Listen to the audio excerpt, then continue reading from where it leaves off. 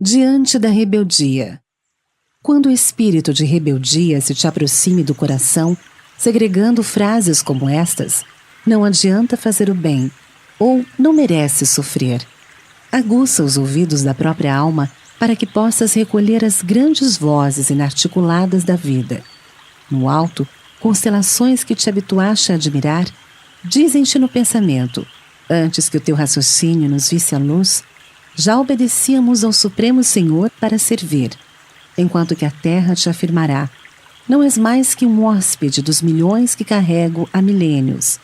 Em torno de ti, a árvore falará, esforço-me de janeiro a dezembro a fim de dar os meus frutos por alguns dias, em nome do Criador. Entretanto, além disso, preciso tolerar o rigor ou a diferença das estações, aprendendo a memorizar. E o animal te confessará, vivo debaixo do teu arbítrio, e fazes de mim o que desejas, por séculos e séculos, porque devo sofrer-te as ordens, sejam quais sejam, para que eu possa um dia sentir como sentes e pensar como pensas. Medita na tolerância maternal da natureza que transforma o carvão em diamante, através de décadas e décadas de silêncio, e traça caminho na pedra, usando a persistência da gota d'água. Contempla a peça de aço polido e reflete em que ela jamais seria o que é sem os golpes do fogo que lhe ajustaram os elementos. E quando sacies a própria fome, dedica um instante de reconhecimento ao pão de que te serves, recordando que nunca lhe terias a bênção se a humildade não lhe caracterizasse a tarefa. Não interpretes a disciplina por tirania e nem acuses a obediência de escravidão. Trabalha e serve com alegria. Oferece a paz de todos o concurso que a harmonia te pede. Rebeldia ao orgulho, impondo cegueira ao coração. Não há progresso sem esforço, vitória sem luta, aperfeiçoamento sem sacrifício, como não existe tranquilidade sem paciência.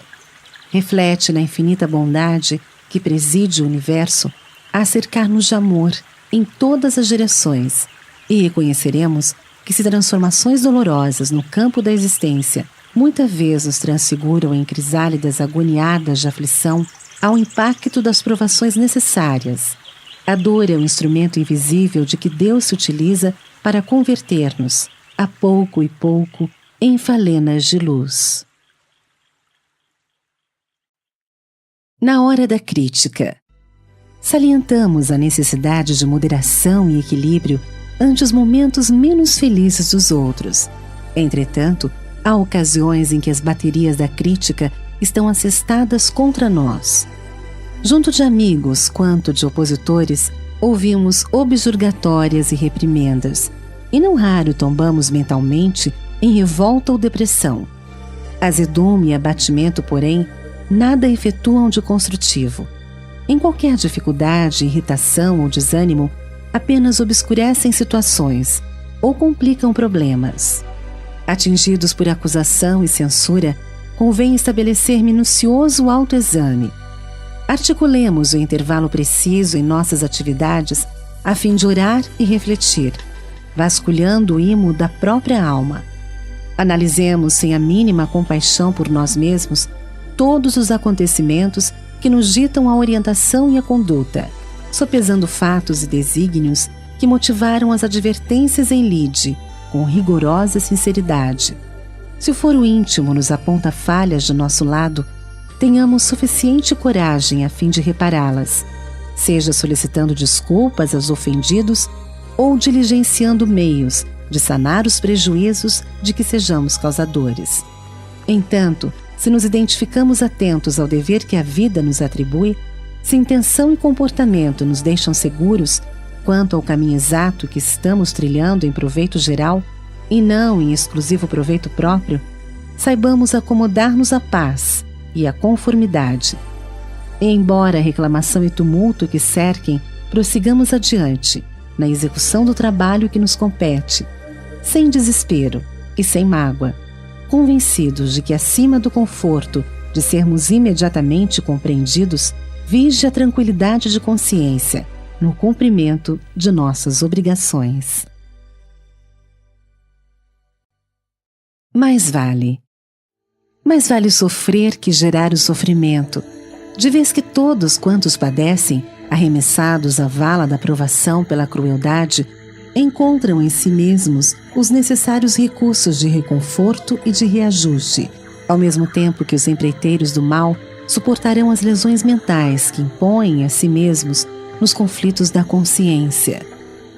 Mais vale arrastar os constrangimentos do escárnio que se nos atire em rosto que surgir contra o próximo os látegos da ironia, porque as vítimas da injúria facilmente se apoiam na fé com que renovam as próprias forças, ao passo que os promotores do sarcasmo transportarão consigo o fel e o vinagre com que acidulam os sentimentos alheios.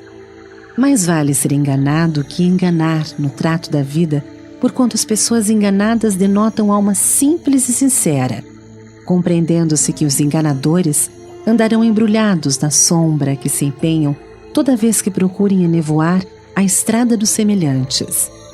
Mais vale ser criticado em serviço que criticar, de vez que os perseguidos por zombaria ou maledicência no trabalho respeitável a que se afeiçoam estão produzindo bem que são capazes de realizar, entendendo-se que os censores ficam naturalmente na obrigação de fazer mais e melhor do que aqueles aos quais intentam levianamente reprovar.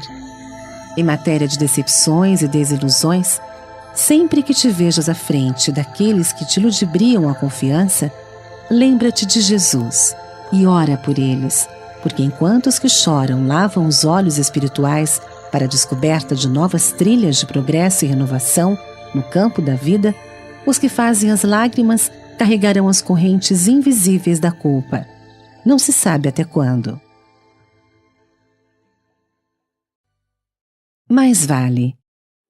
Mais vale sofrer que gerar o sofrimento, de vez que todos quantos padecem, arremessados à vala da provação pela crueldade, encontram em si mesmos os necessários recursos de reconforto e de reajuste, ao mesmo tempo que os empreiteiros do mal suportarão as lesões mentais que impõem a si mesmos nos conflitos da consciência.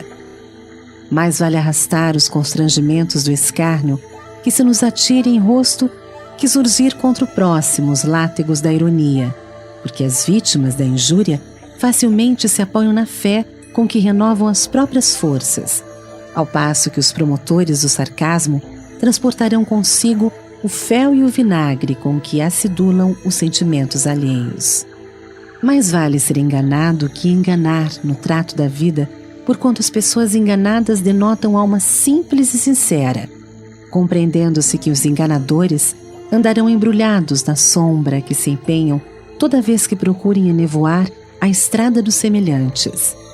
Mais vale ser criticado em serviço que criticar, de vez que os perseguidos por zombaria ou maledicência no trabalho respeitável a que se afeiçoam estão produzindo bem que são capazes de realizar, entendendo-se que os censores ficam naturalmente na obrigação de fazer mais e melhor do que aqueles aos quais intentam levianamente reprovar.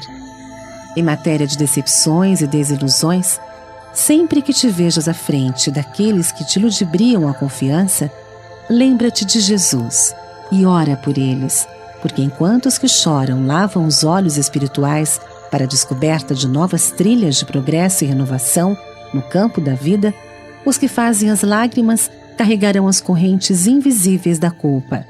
Não se sabe até quando. Emanuel, Espírito.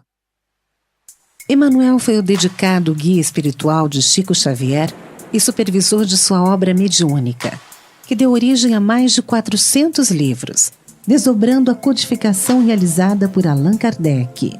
Nesta obra literária, tornou-se o autor de maior produção, escrevendo 113 valiosos livros, sendo 7 em parceria, e participou de dezenas de obras de autores diversos, com belas páginas evangélico-doutrinárias, prefaciando a maioria delas.